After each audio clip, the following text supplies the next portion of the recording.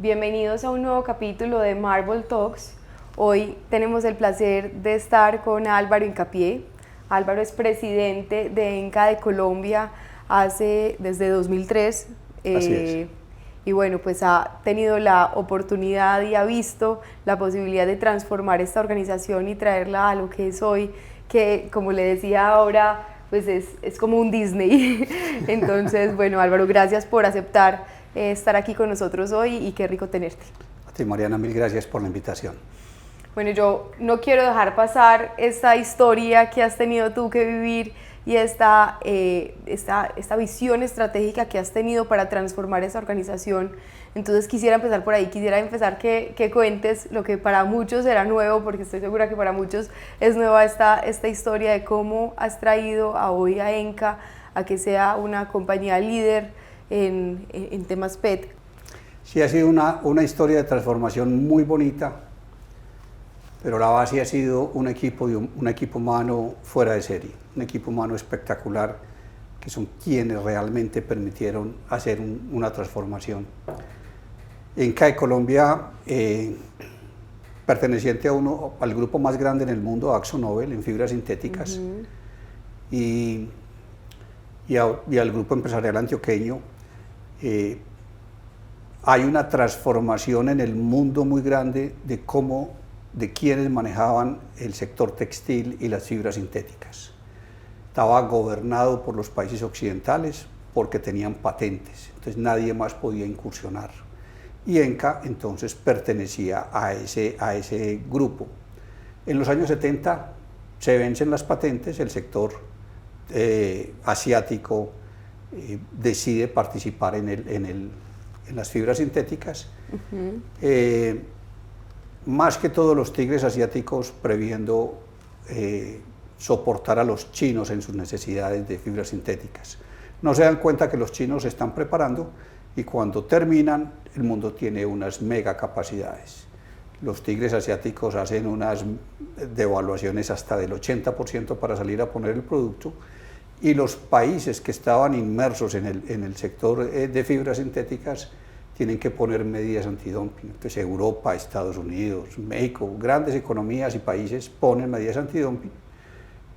Colombia se demora 2 años en poner estas medidas antidumping, y ENCA, una de las más grandes compañías en Colombia, se vio abocada a una ley de reestructuración, a una ley 550, en donde las ventas eran igual a la deuda, el EBITDA y la utilidad eran negativas y se requería un proceso de transformación profundo.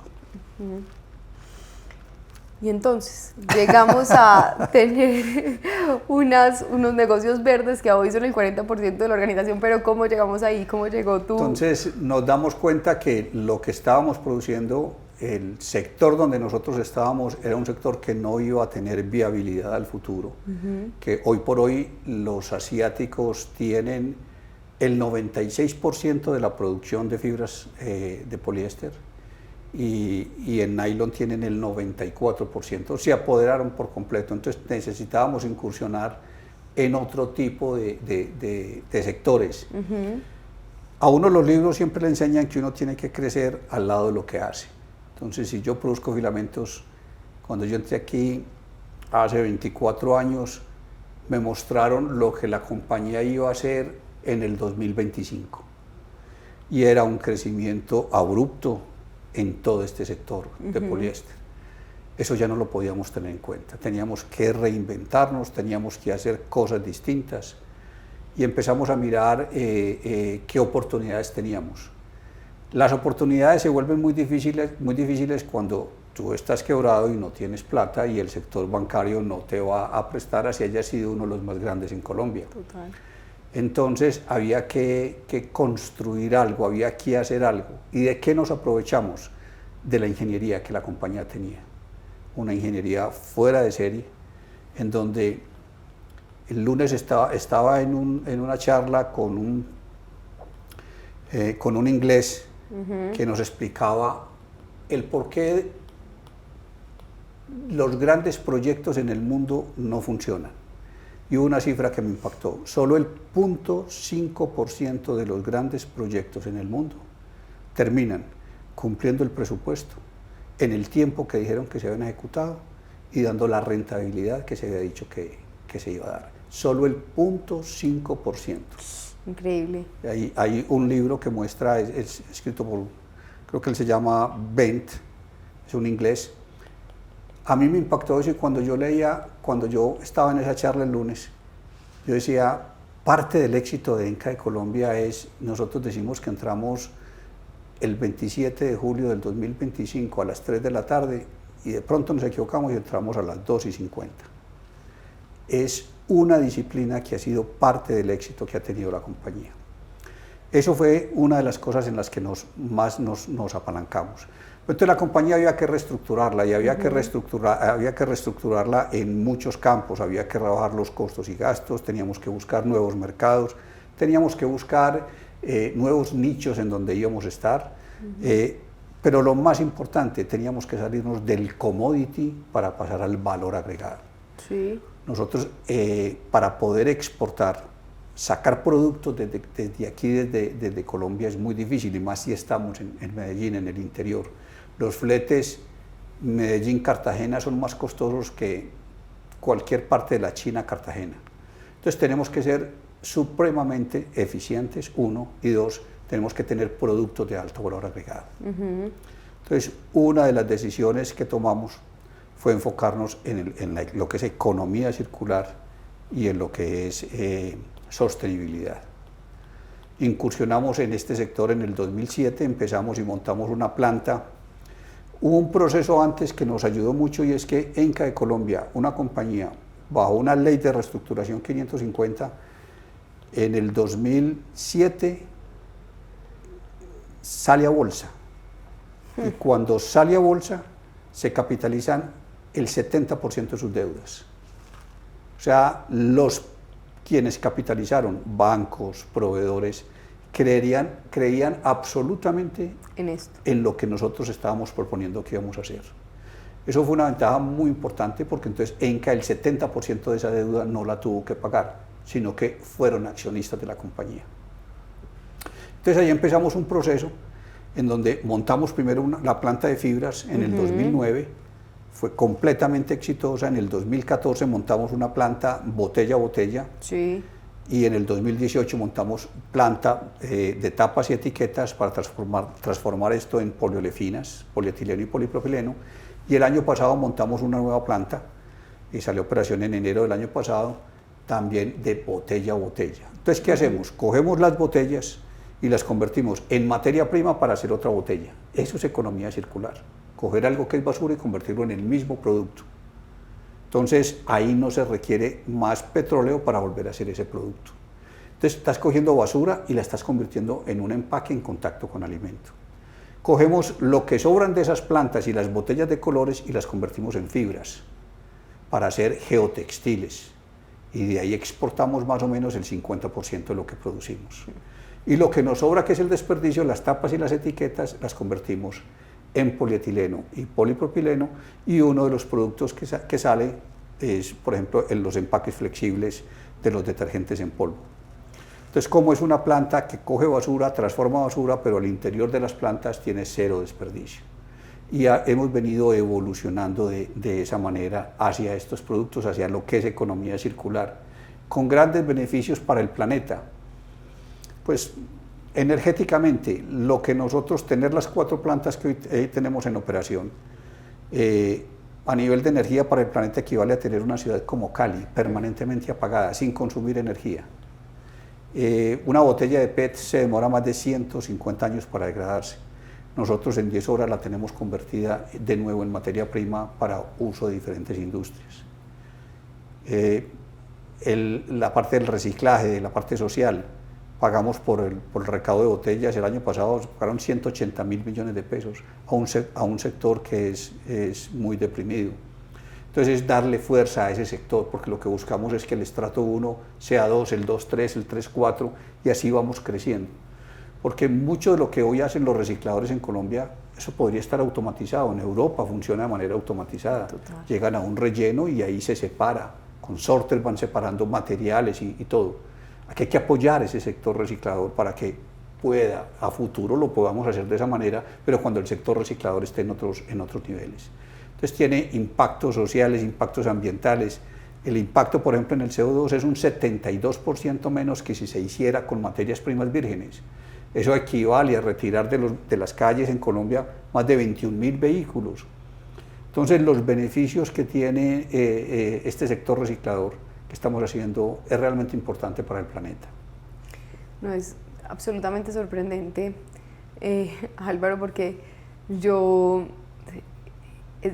entrar aquí a la planta es ver la naturaleza y ver cómo todo lo que es mágico de lo que tenemos y con lo que necesitamos para poder vivir, y luego es entrar a la planta y ver la tecnología y la magnitud de la tecnología y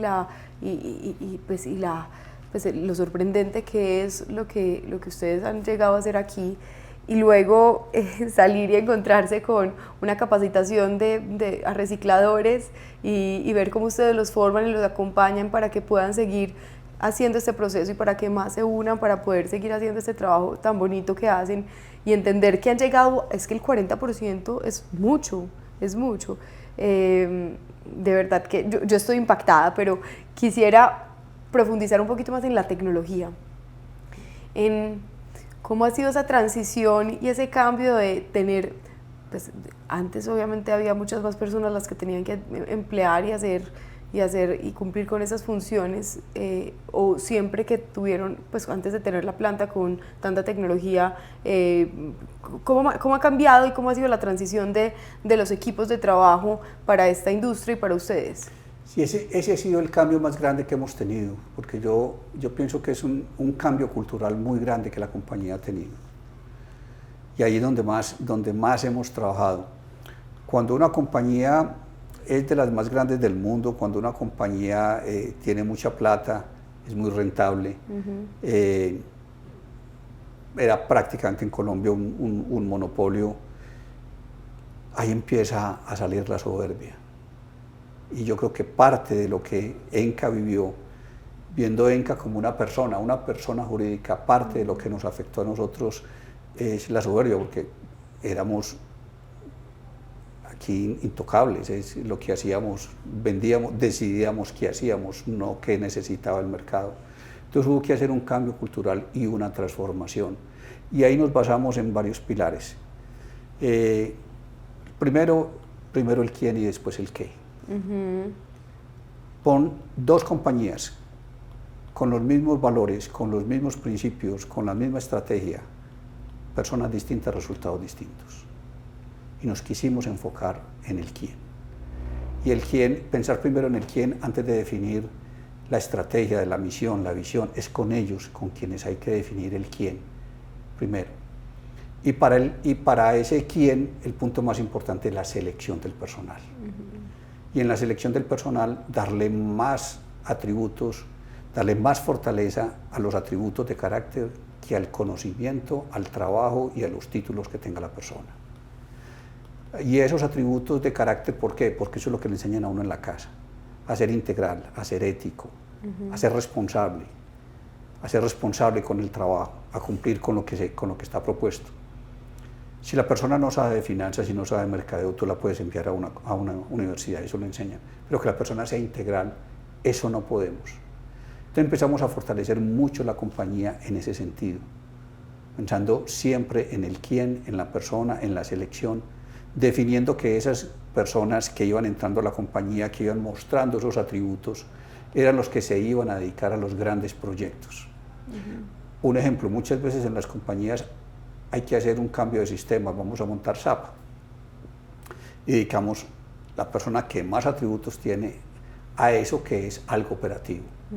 No, en el mundo hay personas que te hacen ese cambio, pero esa persona, si estás abriendo una sucursal en Miami, tiene que estar en Estados Unidos haciendo eso, porque él es el que va a ver esos grandes cambios, y eso va a ser lo más importante. Lo otro que es operativo lo podemos manejar de una manera distinta. Entonces, el pensar primero en el quién, en las personas y en el liderazgo, definiendo el liderazgo como la combinación entre humildad y una fortaleza absoluta para hacer lo que haya que hacer dentro de un marco de ética y de responsabilidad. Y esa humildad definida como carencia de ego. ¿Para qué?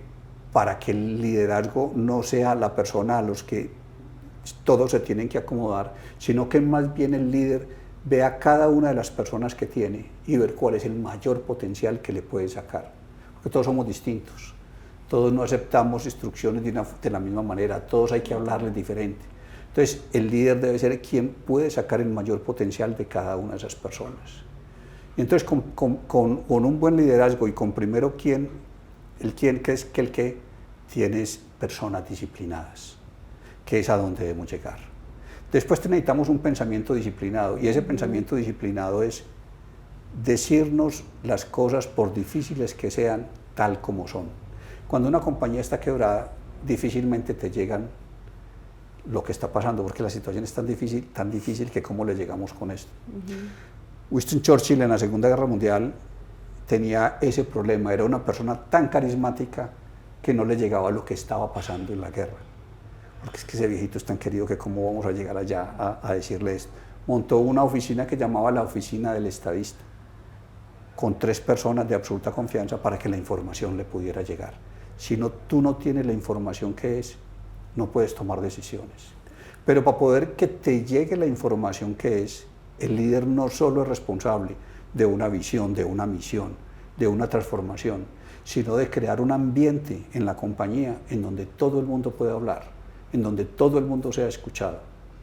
Pero para eso hay que cambiar el estilo del liderazgo, y es más bien liderar a partir de preguntas, y preguntas que me lleven simplemente a entender lo que tengo que entender. Yo que tengo que entender de esa diapositiva que tienes que ir. Porque hay muchas preguntas que te pueden llevar a ti a que contestes lo que yo quiero. ¿Cierto que estás de acuerdo con lo que yo estoy diciendo? Entonces te estoy presionando. Exacto.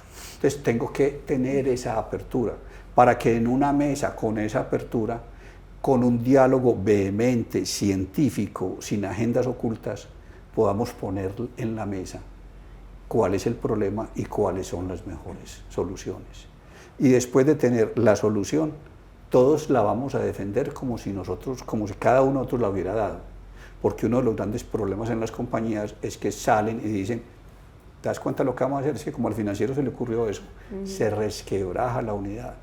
Entonces todos tenemos que salir defendiendo eso como si fuera nuestra propia decisión. Y así hay unidad de empresa. De esa manera podemos trabajar con personas disciplinadas, pensamiento disciplinado y acción disciplinada. Acción disciplinada por lo que mencionaba de los proyectos.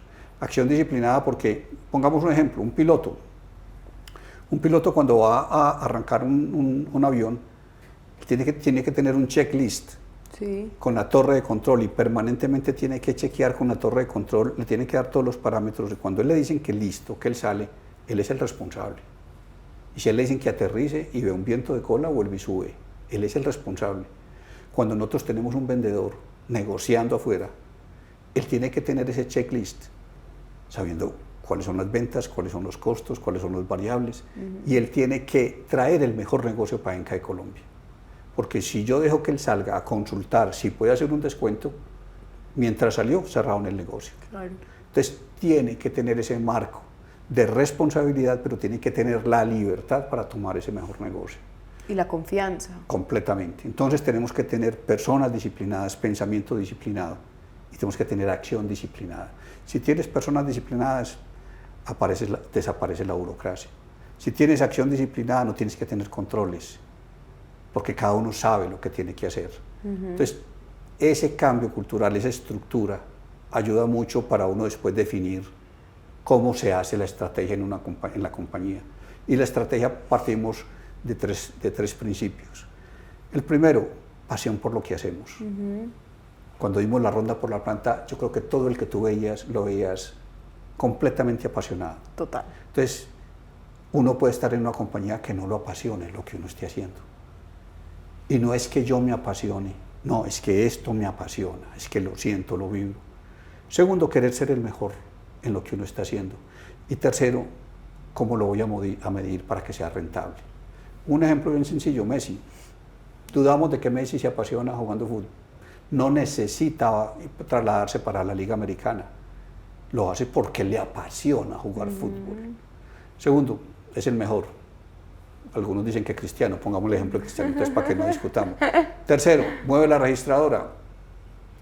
Cuando uno tiene definido eso, entonces ahí sí puede definir la mega. Nos apasiona la circularidad, nos apasiona la sostenibilidad, queremos ser el mejor. El hecho de que uno de nuestros clientes diga que es la mejor resina reciclada del mundo y que nos tenga catalogados, calificado como igual que un proveedor de resina virgen y que sea una compañía rentable, eso nos está mostrando que ese es el camino y que por ahí tenemos que seguir. Pero esa es la forma como hacemos nosotros nuestra meta al fondo, pero tiene que cumplir con cada uno de estos puntos, porque si no, no tenemos. Qué maravilla. Decía Steve Jobs que la mitad de lo que separa a un empresario que tiene éxito de uno que no lo tiene es disciplina. Si no hay disciplina, no tenemos nada, no hay acción, y cuando no hay acción no hay respuesta. La disciplina es lo único que te permite ejecutar una estrategia, y cuando tú la ejecutas, tú te das cuenta si es por ese camino o si no es. Si tú no la ejecutas, nunca tendrás esa respuesta. Total, total. A mí, cuando hablas de temas sociales y cuando hablas del impacto social que tiene lo que hacen ustedes hoy,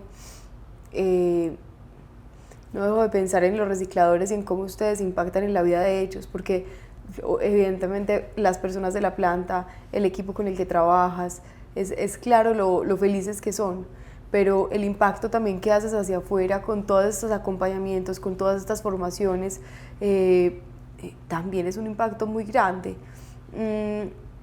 ¿Nos puedes contar un poco de cómo han logrado expandir y ampliar la capacidad de los recicladores o atraer nuevos recicladores que sean aliados para que pues, en realidad sigan beneficiando a nuestro país y al mundo con su labor? Sí, lo primero es pagar un precio justo por la botella para que eso se vuelva algo importante para ellos, porque ellos hacen su estudio de mercado. Ellos salen a la calle y tienen que ver qué van a recoger, y si es más atractivo recoger otra cosa, lo van a hacer. Entonces, lo segundo, ¿cómo se los facilitamos? O sea, tener centros de acopio muy cercanos a donde que ellos hacen un recorrido máximo de tantos kilómetros. ¿Cómo le facilito la vida? Tercero, cuando nosotros entramos a trabajar en esto, era un sector muy aporreado, porque la persona llegaba con su costal de botellas, o llegaba y decía, voy a reciclar, ¿me compran las botellas? Sí, ¿a cómo? A tanto. Cuando llegaba por la tarde a entregarlas, le decían, no tengo plata, vení la semana entrante, y la semana entrante te voy a dar la mitad, el negocio no está bueno. Aquí se sabe a qué precio se compra, y se compra el 100%, llueva, truene o relampaguee, el 100%. Independientemente de que esta planta esté full de botellas, se compra el 100%, no se deja de comprar. Entonces él sabe que si sale, recoge, se le va a pagar. Se paga de contado cuando él llega. Entonces a los centros de acopio incluso hay que entregarles anticipos para que paguen de contado a los recicladores. Segundo, somos aliados de ellos, y cuando nos toca ir al Congreso a defenderlos para que en las leyes ellos queden defendidos, también lo hacemos, para que se sientan respaldados. Aquí celebramos un día del reciclador, los traemos de todo el país, les hacemos su día y les mostramos con lo que ellos recogen en qué se transforma, y les tenemos regalos hechos de esos productos, camisetas, chaquetas, lo que sea. Y cuando tuvimos la pandemia, que salió que las personas mayores de 60 años no podían salir, sí, a estas personas que eran recicladores les llegaba cada 15 días el mercado. ¿Para qué? Para que se sintieran respaldados y tranquilos. Lo conversamos en la junta directiva, se autorizó, y durante un tiempo, hasta que volvieron a levantar ya la restricción.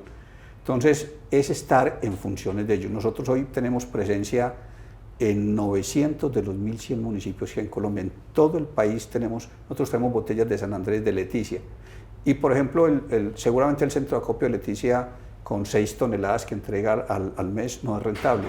Pues tú tienes centros de acopio aquí que te entregan 500 toneladas al mes. Lo subsidiamos para ir contagiando, y la oportunidad de irlo haciendo para recogerlo en todo el país. Qué bien. Me mencionabas que el 39%, solamente se recoge el 39% de las botellas para reciclar en Colombia. ¿Cómo ha venido creciendo pues, el aumento en los últimos años con el negocio de ustedes y con las demás acciones que están tomando Colombia y qué se espera en los años futuros? En el 2007, cuando empezamos, el recaudo era el 2%. Entonces, los mares, los ríos, las ciudades están inundadas de botellas. El año pasado fue el 39%. Con esta nueva planta que montamos el año pasado, una inversión de $43 millones, aspiramos que cuando esté full operación estemos por el lado del 46%, acercándonos mucho ya a los niveles que tiene Europa, que está por el lado del 55%. Debemos seguir creciendo porque la normatividad, ya el mundo entero está empezando a poner normas en donde exige que cada botella tiene que tener un contenido de reciclaje. Y si no, hay multas y incluso pueden llegar a cerrar las compañías. Europa es muy fuerte en eso. Estados Unidos tiene varios estados que ya están trabajando en eso y en Colombia empieza esa normatividad el año entrante, a partir del 2025. Va creciendo, va escalonado, hasta llegar a niveles en donde una botella de agua tiene que ser el 90% y una de gaseosas el 70% reciclado. Eso va a exigir que sigamos montando más plantas para poder abastecer a nuestros clientes y que ellos puedan cumplir también con esa normatividad. Entonces, oportunidad de seguir creciendo hay. Si uno mira países como México, son cercanos al 60%. Aquí nos dificulta mucho la topografía. Las 3 cordilleras que tenemos que atraviesan el país es muy distinto. México, completamente plano, un Lima también, donde se facilita el recaudo. Aquí se nos dificulta y se encarece un poquito más, pero el compromiso nuestro es limpiar a Colombia de estas botellas. ¿Qué ves? ¿Qué ves para esta industria y para la economía circular en los próximos, pues yo ni siquiera hablaba de 10 años, porque en 10 años no sabemos ni qué va a pasar, pero en los próximos años? Un crecimiento muy grande, un compromiso supremamente grande. Cada vez que vamos a colegios, a universidades, vemos el compromiso que va teniendo la ciudadanía con la sostenibilidad. Vemos que se fijan que en la botella sí aparezca que es reciclado, porque el cuidado con el planeta se vuelve fundamental. Entonces, ese compromiso que empieza a tener la ciudadanía empieza a ser exigencia para la industria, para que se produzca y para que en las etiquetas salga que ese material es reciclado y para que los materiales que se utilicen sí sean reciclables, porque hay materiales que hasta ahora no hemos encontrado que sean reciclables. Llegará el momento, pero por ahora es enfocarnos en lo que sí es reciclable y que eso se multiplique cada día más. Yo quisiera conocer las especializaciones que tienen las personas que trabajan con ustedes. Ahorita me mencionabas también que para manejar la planta son 150 personas aproximadamente. 120 personas para manejar las 2 plantas de botella a botella, que son 42.000 toneladas al año. Imagínate. 120. Entonces necesitamos siempre capacitación porque es un producto muy especializado. Entonces muchas veces un operario para que salga ya a trabajar en la planta ha tenido capacitación entre 6 meses y 1 año. Y permanentemente estamos capacitando en productos. Nosotros estamos saliendo y participamos en todas las ferias, sean en Asia, en Europa, aquí en América, para poder tener contacto de qué está saliendo en el mundo y cómo podemos permanentemente estar a la vanguardia en tecnología. Nosotros tenemos, por ejemplo, un equipo en botella a botella que después de que pasa todo el proceso de ultralimpieza y que la botella está picada, ese equipo toma 1 millón de mediciones por segundo. Entonces hay una cascada de escamas que nosotros requerimos 6 millones de botellas cada día. Entonces imagínate las picadas y ese equipo toma 1 millón de mediciones por segundo. Cuando encuentra una escama que no tiene la calidad que debe ser, con un chorro de aire la separa. Entonces eso es lo que hace que nosotros estemos homologados como productos de materia, como si fuéramos productores de materia prima virgen, a pesar de ser 100% reciclado. Increíble. Eso que hablas de los equipos, a la hora de contratar a esas 120 personas, ¿tenían que tener algunas especialidades o algunos estudios antes de contratarlas o todas las formaron ustedes? Muchas tienen formación, otras los formamos y otros están contratados por fuera. Por ejemplo, este equipo que te estoy diciendo no lo manejamos aquí, se maneja directamente desde Alemania y él es el que clasifica todo. Y si un embotellador requiere alguna certificación, sale directamente desde Alemania. Entonces, no solamente son operarios aquí, sino por fuera, aprovechando la tecnología que hay y las especialidades que hay en distintos países. Qué maravilla. Ahorita hablabas de la salud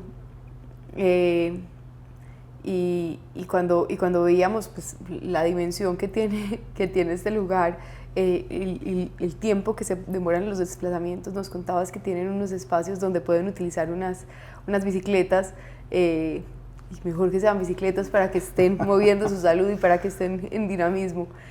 Háblanos de la salud mental también de la organización, pues no, creo que mejor no puede ser donde ven patos, donde ven orquídeas, donde están cuidando su alrededor, donde tienen un lugar donde comen delicioso todos los viernes frijoles, pero háblanos de cómo es la salud mental de esa organización y cómo cuidan ustedes la salud también física de los empleados. Sí, nosotros pensamos que si le solucionamos la gran mayoría de los problemas a nuestros trabajadores, ellos van a estar en función de producir de la mejor manera para la compañía. Muestra de eso es que aquí mucha gente se ha jubilado con más de 40 años de trabajar en la compañía. Hemos tenido personas que han estado 44 años en la compañía. Entonces, la rotación es una rotación, no es una rotación alta, es una rotación bajita.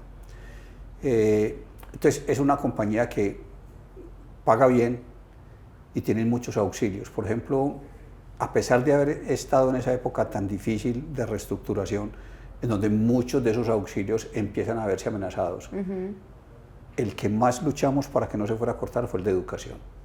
Aquí si un operario tiene 10 hijos, a cada uno de esos hijos se le da un auxilio para que el niño estudie, mensualmente se le entrega, y si está en la universidad, semestralmente se le entrega, buscando que todos los hijos de los trabajadores sean técnicos o sean profesionales. Eso es parte fundamental. Hay un fondo para que también puedan acceder a préstamos a tasas supremamente bajas para que tengan su casa propia. Hay auxilios de salud para las pólizas de salud, si requieren gafas, todo es pensando mucho en función de cada uno de los trabajadores. El almuerzo que hay aquí es un almuerzo pues espectacular.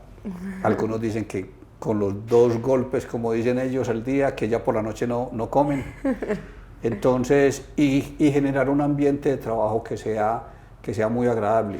Aquí había un vicepresidente de planta que decía, a mí me pagan por venir a la finca, porque la planta es supremamente verde, es muy agradable. Entonces, ¿cómo se genera ese ambiente? Y lo otro, el respeto por la persona. Es fundamental que la persona se sienta. Hay muchas personas que se han retirado de la compañía y vuelven a los 2, 3 años. Cuando les preguntamos qué fue lo que más extrañaste, dicen el respeto por el ser humano. Entonces, es algo que buscamos, distinguirnos por eso. Álvaro, ya estás dejando huella. Estás dejando huella en estas personas que yo veía que todos cada vez que te veían te saludaban, te querían dar la mano, pues en lo que estás haciendo por el impacto ambiental. Cuando ya no estemos aquí presentes, ¿cómo quisieras que fuera recordado? ¿Cómo quisieras ser recordado? Yo creo que el verdadero liderazgo es cuando uno no está y la compañía funciona mejor. Porque eso quiere decir que la estructura que se hizo funciona. Y los que vienen abajo en esa selección de personal, el trabajo que se hizo, la selección que se hizo fue mucho mejor. El verdadero liderazgo es cuando uno logra conseguir personas que sean mejor que uno para que la compañía le vaya mejor cuando uno no esté. Entonces, buscar esa capacitación, entregar proyectos a las personas jóvenes, ahora con la rotación tan alta que hay, para mí de las cosas más satisfactorias es cuando alguien entra a hacer su proceso de semestre de industria y se queda. Porque quiere decir que le estamos dando no solo salarialmente, sino oportunidades profesionales para poderse desarrollar. Entonces, seguir buscando esas oportunidades para las personas. A mí que una persona se retire de la compañía, pues es doloroso, pero me parece buenísimo porque estamos formando líderes, y si lo están buscando por fuera es porque les pareció que la persona tenía todas las condiciones. Pero cuando regresa por lo que tiene aquí en la casa, eso me parece fabuloso.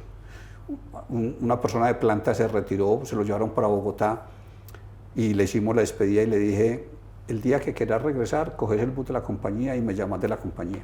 A los 2 años me llamó y me dijo, estoy en Enca. ¿Y qué pasó? Vendí mi felicidad por plata. Ya se jubiló y lleva 1 año jubilado aquí y está feliz. Álvaro, no. Mil gracias. Gracias por compartirnos tu experiencia, por compartirnos, por invitarnos a la finca, porque de verdad que cada que hablo contigo y cada que veo esto o escucho algo de Enca quedo sorprendida, impactada y honrada de que estés aquí en Colombia y que Colombia siga siendo tu prioridad a pesar de tener muchas oportunidades de salir de nuestro país. Qué bueno que sigas creciendo y creyendo que poder estar aquí puede seguir impactando tanto y que sigas queriendo estar aquí y puedas acompañar a tantos colombianos en este crecimiento.